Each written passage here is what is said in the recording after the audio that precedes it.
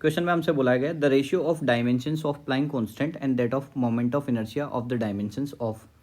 देखो हमें से बोला गया है कि प्लैंक कांस्टेंट क्या होता है एच, ओके, और इसकी डायमेंशंस कैसे निकालते हैं, तो इसके लिए हम जानते हैं E equals to h nu, ये एक फॉर्मूला होता है हमारे पास, ठीक है। इसको एच एफ भी बोल सकते हो आप, ठीक है। E equals to h f, okay. Frequency को न्यू से भी रिप्रेजेंट करते हैं और एफ से भी रिप्रेजेंट करते हैं। यहाँ से एच का अपने को डायमेंशंस निकालनी है, तो यहाँ से E बाई क्या हो जाएगा एफ, और एनर्जी की डायमेंशंस, ठीक है, क्या होती है M1 L2 T-2, ओके।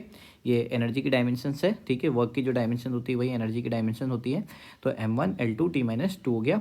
और ओके, और यहाँ पर F फ्रिक्वेंसी है, ठीक है, फोर्स नहीं है, यहाँ F फ्रिक्वेंसी है, और फ्रिक्वेंसी की जो डायमेंशन होती है जो T-1, क्योंकि यहाँ पर हम जानते हैं F इक्वस टू क्या होता है 1/T, तो यहाँ पर T-1 फ्रिक्वेंसी की डायमेंशन हो जाएगी। तो यहाँ से जो है वो H की डायमेंशन आएगी M1 L2 T जो है वो -1 हो जाएगा, ओके।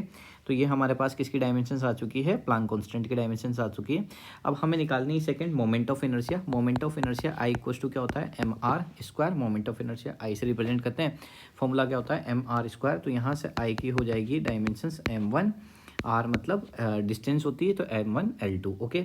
अब हमसे क्या बोला गया the ratio of Planck constant H और डायमेंशंस I, H और I का रेशियो, तो इन दोनों को डिवाइड कर देते हैं यहाँ से।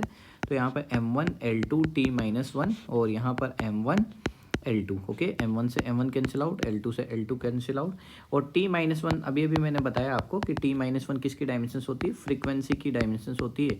तो यहाँ पर इसका जो रेशियो निकल के आएगा वो किसके साथ जाएगा, फ्रीक्वेंसी के साथ। तो ऑप्शन नंबर फर्स्ट क्या हो जाएगा, करेक्ट हो जाएगा। आई होप आपको क्वेश्चन समझ में आया होगा।